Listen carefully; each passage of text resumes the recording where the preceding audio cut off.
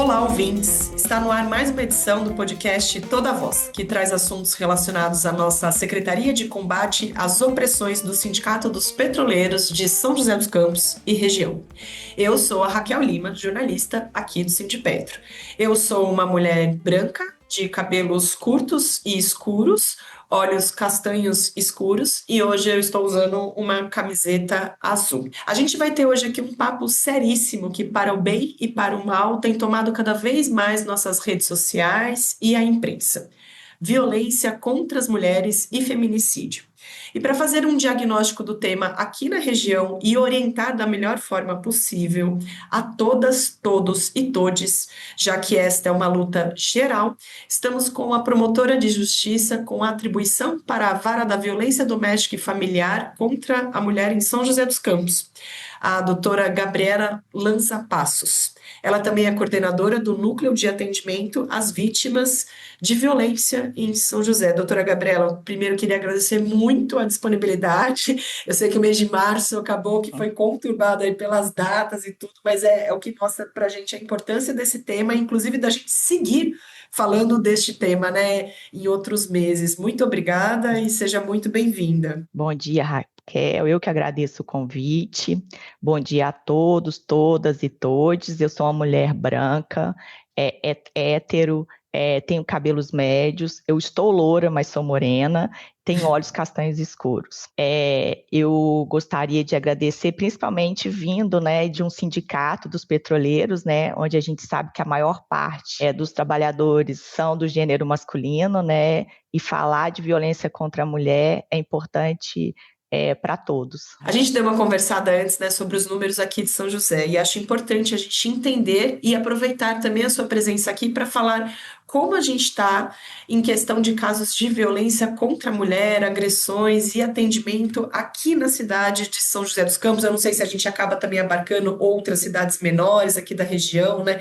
Explica para a gente um pouquinho, doutora. Raquel, o aumento da violência contra a mulher é notório em todo o país, né?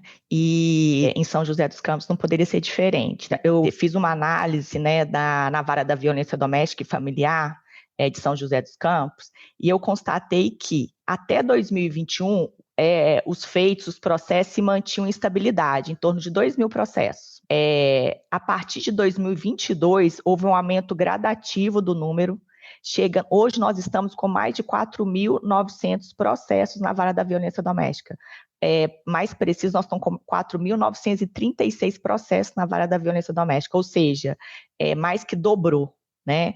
As pautas das audiências, para vocês terem uma ideia, nós fazemos audiências de segunda a sexta-feira e nós estamos com pauta para abril de 2028. Né? Então, é um fato que a violência doméstica contra a mulher teve um aumento significativo aqui em São José dos Campos. Né? E a gente observou também um aumento também da agressividade do homem em relação à mulher. Quando a gente fala violência, é física ou também tem casos de psicológica, patrimonial, enfim, só para a gente entender desses casos aqui É em São José, eu não sei importante. se vocês têm esse tipo também de detalhamento. Antes, a mulher entendia a violência, não só a mulher, né? Todos entendiam a violência como a violência física, né? Aquela que deixa marca. Só que agora a mulher ela está tendo um entendimento por causa das divulgações, dos meios de comunicação, né? Que a violência não é só a violência física. Na verdade, a violência física é a menor de todas, né? A gente tem a Lei Maria da Penha, que ela abrange, e o Código Penal, que tipifica, né, a violência psicológica, a violência patrimonial. E agora nós estamos aguardando a sanção pelo presidente uma lei que vai aprovar a inclusão na Lei Maria da Penha da violência vicária, que é uma violência que a maior parte das mulheres sofrem, né, que é quando o homem usa dos filhos para poder prolongar esse sofrimento, o abuso contra a mulher, especialmente quando ela registra um boletim de ocorrência contra ele, quando ela pede a separação, ele utiliza disso, né, na ação de guarda, na ação de visitas, na ação de alimentos, para coagir a mulher, né, através dos filhos, a retirar aquela queixa, ou mesmo, né, para desqualificar essa mulher, né? Então, é uma violência super grave e muito utilizada cada vez mais, né? Contra a mulher que é vítima de violência doméstica. Então, a violência física, a gente observa que ela está aumentando, né? E a agressividade cada vez maior, né? A gente fala que antes o homem dava uma facada, agora ele dá 40 facadas, né?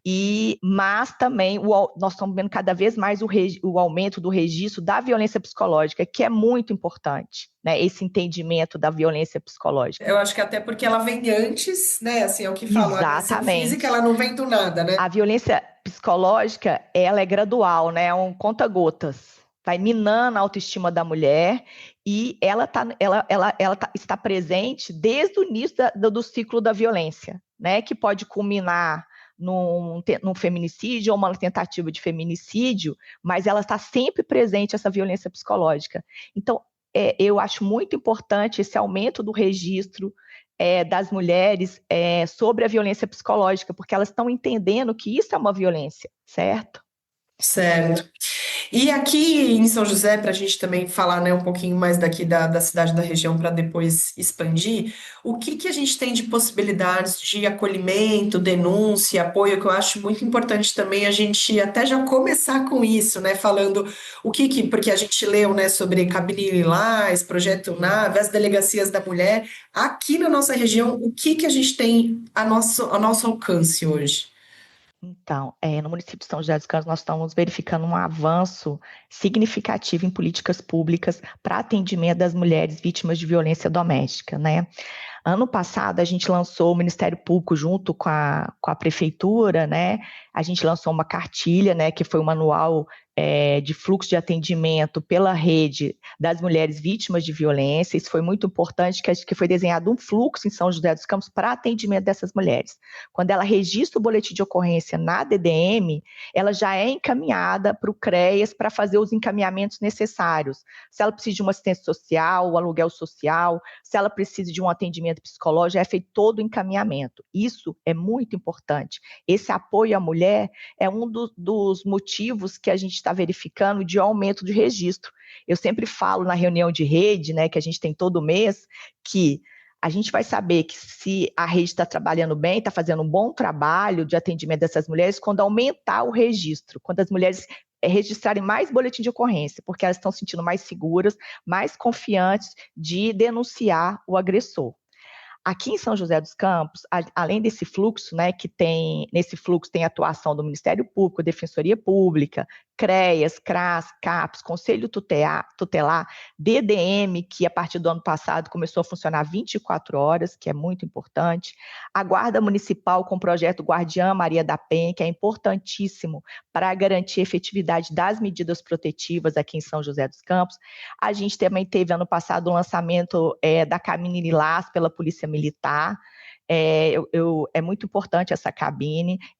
A mulher deve ligar para o 190, né? E aí lá ela vai ser atendida por uma mulher, por uma policial militar feminina, treinada para atender e acolher essa mulher. E além disso, foi firmado, né, uma parceria com o aplicativo de mobilidade 99 para oferecer deslocamento gratuito e seguro às mulheres vítimas de violência doméstica que contratarem o 190. Então, a policial que atende, ela pode fazer esse encaminhamento e ela pode ser encaminhada pelo aplicativo ADDM, ou para realizar um exame de corpo de delito, ou para ser encaminhada para o CREAS para atendimento. Então, isso foi um avanço muito importante, né? Além disso, a gente tem as associações civis aqui em São José dos Campos que atuam efetivamente, né, no atendimento a essas mulheres, que fazem parte da rede de proteção, a Associação Guadalupe, a Transbordamos para as Mulheres Trans, o Centro Dandara, o Grupo de Mulheres do Brasil, a SOS Mulheres, e ano passado a gente lançou em São José dos Campos, no Ministério Público de São Paulo, né, o NAVE, que é o Núcleo de Atendimento a Vítimas de Violência, que você mesmo salientou, né, que tem como objetivo acolher e fazer os encaminhamentos dessas vítimas, né. No NAVE a gente tem psicólogas, a gente tem um estagiário de direito que pode esclarecer essa vítima em relação ao processo. A gente tem um convênio com a Univap, com o setor de psicologia, para fornecer um acompanhamento psicológico dessas vítimas. Além disso, né, desde o ano passado, não, minto, esse ano, a gente tem um projeto muito importante aqui no IML de São José dos Campos, que é a realização do exame sexológico, né, principalmente das mulheres, meninas e adolescentes, por 2 peritas mulheres com um espaço reservado para esse atendimento. E, além disso, esse ano, né, a gente vai ter implantação aqui pela Prefeitura, em parceria com o Ministério Público, com a Defensoria Pública e com o Poder Judiciário, do projeto E Agora José, né, que é um projeto com grupos reflexivos para os homens agressores, né?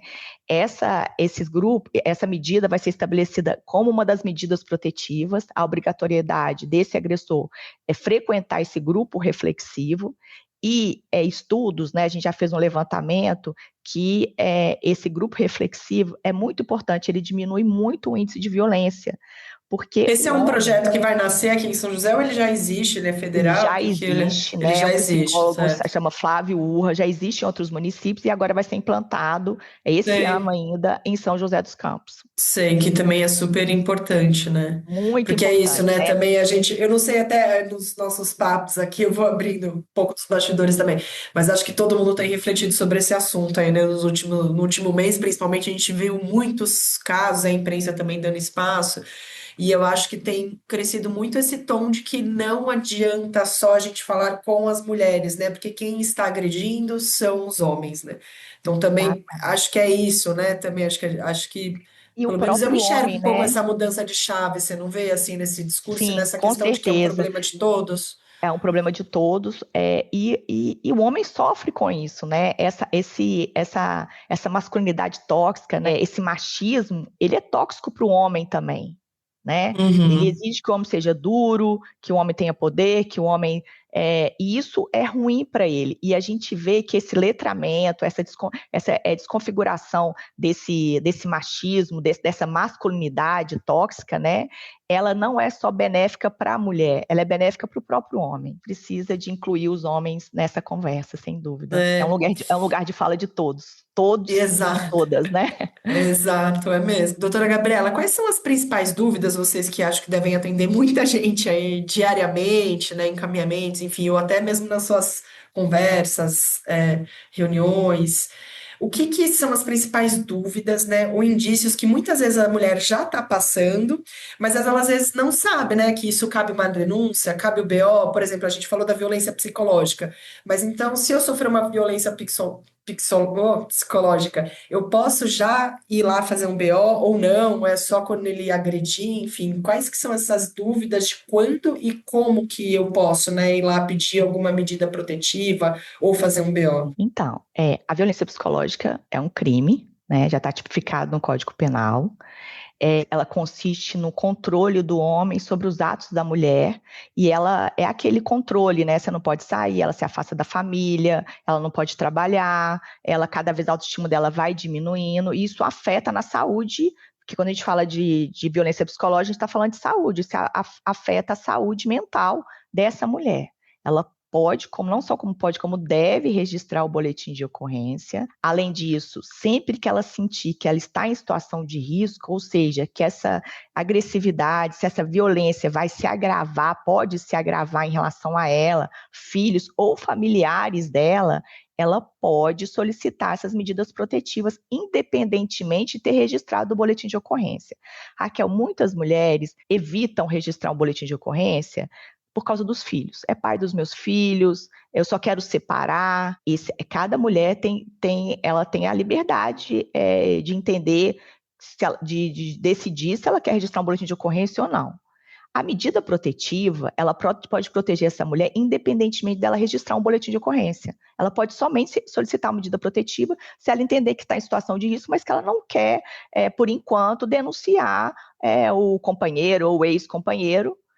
Isso não há problema, a medida protetiva vai ser deferida sempre que a mulher demonstrar que ela possa estar em situação de risco.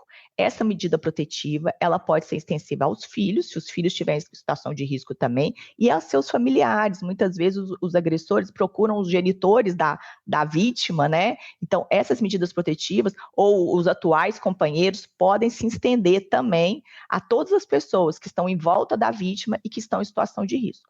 Ah, Essa isso medida é legal de protetiva, saber, né? Acho que é, pô, muita e gente ela não não, sabe. pois é, e ela pode ser solicitada como? Ela pode ir na delegacia ou ela pode ir na Defensoria Pública. Aqui em São José dos Campos, a gente tem a Defensoria Pública que atende vítimas de violência doméstica, então ela pode ir lá e solicitar medida protetiva, ela pode ir no Ministério Público solicitar essas medidas protetivas, que essas medidas vão ser solicitadas e com o deferimento ela vai ser intimada dessas medidas.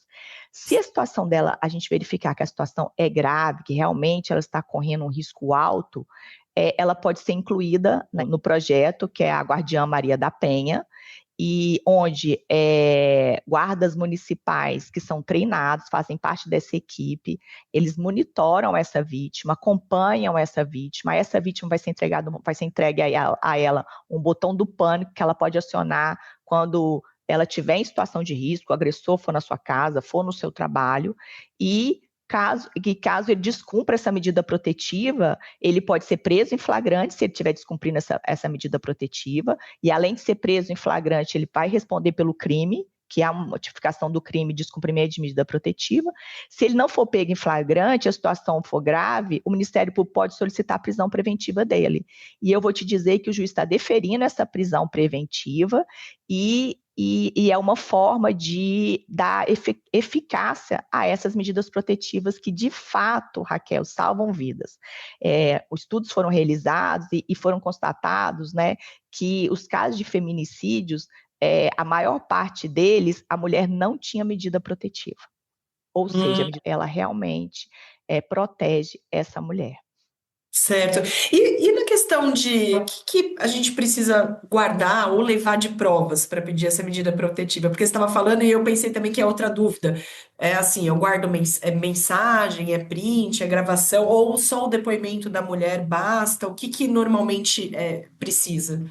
Pela lei, basta o depoimento da mulher, que ela está em situação de risco, que Certo. ela pode ser deferida a ela a medida protetiva se for verificado que realmente ela está em situação de risco, tá? Não precisa de prova. Nas medidas protetivas, a gente não tem produção de provas. As provas Ah, são legal. necessárias se ela registrar um boletim de ocorrência, porque a gente vai apurar o Entendi. crime, aí essas provas, se ela tiver conversas, tudo que ela tiver é importante para comprovar o crime. Mas para a medida protetiva, basta, pela lei, a afirmação da vítima que se encontra em situação de risco.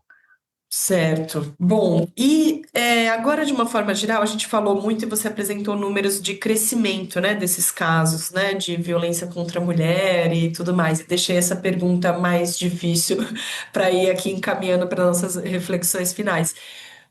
Você falou bastante um pouco desse aspecto de que, de fato, as mulheres talvez estejam registrando mais, mas que também há uma agressividade crescendo, né, também nos homens. Por que que isso está acontecendo, ao seu ver? Então, eu acredito que são vários fatores, né, contribuindo para esse aumento e para essa maior agressividade que a gente está vendo nos meios de comunicação.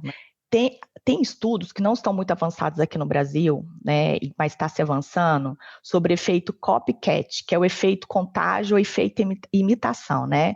Que é um fenômeno que descreve a possibilidade que a divulgação midiática recorrente, muitas vezes sensacionalista, né, que acontece muito no Brasil, de um evento possa estimular a repetição de atos semelhantes. Então, isso é um dos fatores. A mídia está divulgando com frequência e também a forma como a mídia, né, coloca a mulher, né? Precisamos de ter uma divulgação mais responsável, né? Além disso, a gente também está vendo um fenômeno aqui, né? O movimento Red Pill, né? Que é um movimento misógino, né? Com exaltação da masculinidade, estimulação de atos de violência contra as mulheres. O que se soma o consumo da pornografia, né, principalmente pelos jovens. A gente está vendo um aumento, a gente está verificando um aumento muito grande de crimes contra mulheres praticados por homens jovens, né, por adolescentes, por jovens que estão estudando, estão nas faculdades, independente da classe social. Porque essa pornografia, esse consumo da pornografia, ela traz a mulher como objeto, né? Aham. Um objeto de poder. E isso, eu acho, isso aí, sem dúvida nenhuma, é um fato que está contribuindo muito porque a gente está vendo, né? Os estupros coletivos, feminicídio, principalmente praticado por jovens. E o que eu Teve acho esse caso, né, recente só para complementar, teve esse caso recente, né, de Copacabana, que a gente depois até viu eles gravando um vídeo, né, após. pois E é, aí foi muito interessante você vir nessa fala, porque eu também, como profissional da comunicação, é uma coisa que eu tenho me questionado muito, porque eu entendo a necessidade, né, que a gente precisa falar mais sobre esse assunto. Mas às vezes eu fico pensando, será que também, né, a gente está falando do jeito certo, ou expondo as coisas certas? E achei exato, Raquel. interessantíssimo você falar dessa teoria justamente de, como que chama de copia e copy, Da né? imitação, né? Isso, Copycat. É, copycat. Achei é o super efeito interessante contágio de isso. imitação. Porque A nas gente redes tem que ter. sociais, essas trends de, se ela falar não, né? Acho que é um pouco isso, né? Exato, né? Que coloca assim, a imprensa coloca assim, divulga um acontecimento, mas fala assim, mas a mulher, ela tinha relacionamento com vários rapazes, a mulher, ela usava roupas curtas. A gente Hum. precisa de uma imprensa, a gente precisa divulgar, isso é importante divulgar, né? Para a população tomar consciência do que está acontecendo, que é grave, né? Principalmente os pais de jovens, né? Mas a gente tem que ter uma divulgação responsável, né? Não justificando a atitude daquele agressor. Não uma divulgação, às vezes a gente vê uma divulgação sensacionalista até um pouco misógina. É, é, então, isso que a imprensa a gente precisa, a luta para combater esse tipo de violência, Raquel, é de todos. Né? Não basta o Ministério Público, o Poder Judiciário condenar por crime. Não basta isso. Isso não vai Uhum. acabar, nem vai. A gente está verificando que, mesmo aumentando as penas, não está diminuindo, está aumentando. Né? Sim. Então, a gente precisa de uma atuação conjunta de toda a sociedade, dos meios de comunicação, homens e mulheres. Isso a gente envolve também a população LGBTQI, também sofre esse tipo de violência, né? É por causa desse machismo, dessa misoginia. A gente precisa da atuação nas escolas, a gente precisa de atuar junto às crianças e adolescentes. A E gente a gente precisa tem muita falar dificuldade, sobre né, de isso. falar desse assunto com crianças. Sempre que a Exato. nossa sociedade parece que vai falar sobre isso, aí esbarra em muitas questões retrógradas e para, né, o assunto. Isso aí tem que ser, não pode, isso não tem a ver com religião, né? As pessoas entendem que o feminismo não é ir contra o homem, né? O feminismo é um direito humano, é um direito de garantir os direitos a uma mulher, como os homens têm. Então, Uhum. falar sobre isso, não é falar sobre sexo, não é falar, não, independente da religião, é falar sobre direitos humanos de uma pessoa. E o mais importante, Raquel, a gente precisa falar, conversar com os jovens, com as crianças e adolescentes. Porque é essa Que geração inclusive que está muitas destruindo o vezes país. também testemunham, né? Eu também estava aqui nesses materiais. Inclusive eu tinha aqui uma observação para fazer quando a doutora Gabriela citou o manual de fluxo, só lembrando vocês que esse material também que a gente publicou e a gente fez um folder também do Dia da Mulher e a gente usou Tá o legal, manual de fluxo também de referência, conversamos também com o pessoal do Centro Dandara, que são parceiros aqui nosso legal. também. É, e também tem algumas pesquisas que eu estava, né, desenvolvendo alguns materiais aqui para o sindicato em março, que também falam é um muito grande o número de crianças que assistem à violência, porque normalmente também elas acontecem em casa, né? As crianças, os filhos são vítimas. São as vítimas indiretas que são vítimas, né? Que não deixam de ser vítimas. Elas estão naquele ambiente, elas vivem aquela violência e muitas vezes a gente tem pesquisa que diz que crianças que vivem num lar com violência doméstica têm uma propensão maior para ser meninos agressores e meninas vítimas.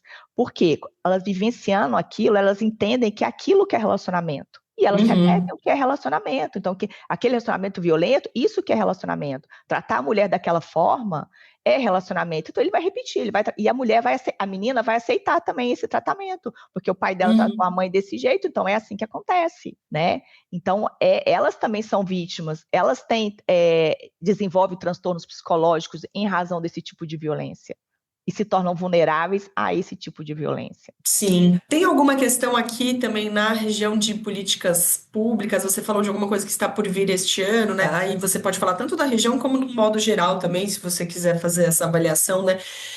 A gente colocou muitas coisas que estão acontecendo ou vão acontecer, mas aí você até acho que pontuou um pouco, por exemplo, esse papo com as escolas, com as crianças. Além disso, tem outras políticas públicas e ferramentas que você acha que ainda faltam melhorar para a gente aprimorar esse combate? Em questão de política pública, a gente está avançando bastante, mas claro que a gente tem muita coisa para melhorar, né? É o que eu falo, o principal que eu acho que a gente tem que avançar e que a gente está avançando muito devagar é em relação a projetos nas escolas, né? Para conversar sobre essa questão de gênero nas escolas, com crianças e adolescentes. A outra questão, que era uma luta que eu tinha aqui, né, como promotora da violência doméstica, era o grupo reflexivo para os homens, né, para os agressores. Não, É achei interessantíssimo. importante. Eu não fazia nem ideia que isso ia acontecer. Até para a Então, gente, né, também divulgar e dar isso, a gente espaço, já né? está em fase final, já tive reunião com a Uhum. prefeitura, nós inclusive vai ser aprovada uma lei para que esse projeto seja lei. Então, independente Agora, esse projeto, só da. uma dúvida, esse projeto participa só as pessoas que já foram, né, considerados agressores e tal, ou ele é aberto para todos os homens, ou tem turmas e turmas, como que ele funciona? Vai funcionar da seguinte forma. Quando houver medidas protetivas, na própria medida protetiva que estabelece a proibição do agressor se aproximar da vítima, de manter contato com ela por qualquer meio, o afastamento dele do lar vai ter com uma condição a frequência ao grupo reflexivo e agora José. Pode ser determinado o número de frequências, salvo engano são 20. Ele é obrigado a participar. Se ele não participar, ele vai estar descumprindo essa medida protetiva. Então vão ser feitas turmas por bairros, tá? Vão ser turmas regionais para facilitar o acesso desse agressor, porque às vezes não tem condição financeira, né, de pegar um meio de transporte, e vai ser no período da noite, depois do expediente do trabalho, para facilitar também ele frequentar esse curso. Para Então, não ter desculpa. esse projeto é somente para os agressores. Mas ele tem um efeito cascata, porque esse agressor, ele começa a enxergar, a gente vê, Raquel, muitas vezes que numa audiência, por exemplo, o agressor, ele fala como se a atitude dele fosse justificável por alguma conduta da mulher, mas ela não fez isso, ela não colocou a mesa, eu estava cansado, não tinha jantar na mesa. Então ele entende realmente que ele tem o direito de agredir essa mulher porque ela não cumpriu o dever que ele entende, que é um dever dela, como mulher, dentro do lar. Então, esse projeto é muito importante, que vai desconstruir isso. E ele tem um efeito cascata, porque esse homem vai chegar no trabalho e vai comentar alguma coisa que ele ouviu, vai comentar com um colega. E o colega vai começar a pensar sobre isso. E pequenas violências, os homens, eles nem entendem, não conseguem entender que aquilo lá é uma violência. Porque ele cresceu nesse ambiente patriarcal, ele viu a mãe dele ser tratada desse jeito. Então, às vezes, ele não entende que aquilo lá é uma violência. E como a mulher está entendendo que aquilo é uma violência e está reagindo mais, está falando, não, eu não vou aceitar isso, então a gente também é um dos motivos que está ocorrendo um aumento do registro de crimes contra a mulher na violência doméstica. Porque a mulher está tendo mais consciência e o homem ainda não, continua nesse mundo dele. Então, esse projeto é importantíssimo, vai ser muito importante para São José dos Campos. Ah, bacana. Bom, daqui que eu tinha de perguntas, acho que é isso, mas também se você quiser salientar alguma outra questão, dúvida, indicação, orientação, fica à vontade também. Então, eu queria agradecer o convite, muito importante a gente falar sobre isso, né? Como a gente disse no início, isso é um assunto para ser tratado por todos e todas, né? Eu queria, quem tivesse, o ouvinte, né, que estiver assistindo, ouvindo, principalmente os homens, né, pensar sobre isso. Se colocar no lugar da mulher, quando ele tiver uma atitude, se colocar no lugar daquela mulher. Ele chega cansado do trabalho, a mulher também chega cansada do trabalho. pensar nessas pequenas violências que acontecem no dia a dia e vai minando a autoestima da mulher, né? A mulher, ela não é uma mulher maravilha, ela não tem que dar conta de tudo, ela é um ser humano. Esse é o recado que eu dou, principalmente para os homens, já que a gente está falando, né, aqui no sindicato de petroleiros, que eu imagino que a maioria seja do Sim, é gênero a grande maioria. masculino, É a grande maioria. para pensar sobre isso, ter um pouquinho de empatia com a mulher, se colocar no lugar dela, e entender um pouquinho sobre essas violências do dia a dia. É isso, Raquel. É isso. Muito obrigada, viu, doutora Gabriela? E quem também está ouvindo, não deixa de conferir esses materiais que a gente fez, o manual de fluxo, os folders que a gente também produziu aqui no sindicato, que trazem números interessantes e assustadores também ao mesmo tempo, né? Isso, a gente está numa taxa de feminicídio que acho que são 4 por dia, se eu não me engano. Estupros também, assim, 180. É uma questão, assim, são números alarmantes que a gente está vendo aí que é uma discussão para ontem, né, para a gente Tá. conseguir mudar. E acho muito importante também essa questão da educação. Fiquei pensando que é um próximo podcast que a gente tem que fazer, né, assim, de como Sim. falar sobre gênero para crianças e adolescentes, porque parece ser uma conversa urgente, né? Urgente. Muito obrigado, viu? Eu que agradeço, Raquel. Esse é o podcast Toda Voz, um olhar da Secretaria de Combate às Opressões, pois toda voz importa, toda voz merece respeito e espaço. Aqui fica o pedido também para compartilhar esse episódio com seus amigos, amigas, amigas. E a violência é contra as mulheres, mas o problema é de todos. Esse foi o mote até da nossa campanha de março aqui do sindicato. Não deixa de seguir também na plataforma de áudio o podcast Toda Voz. Eu sou a Raquel Lima e a edição é do Lucas Assani. Muito obrigada.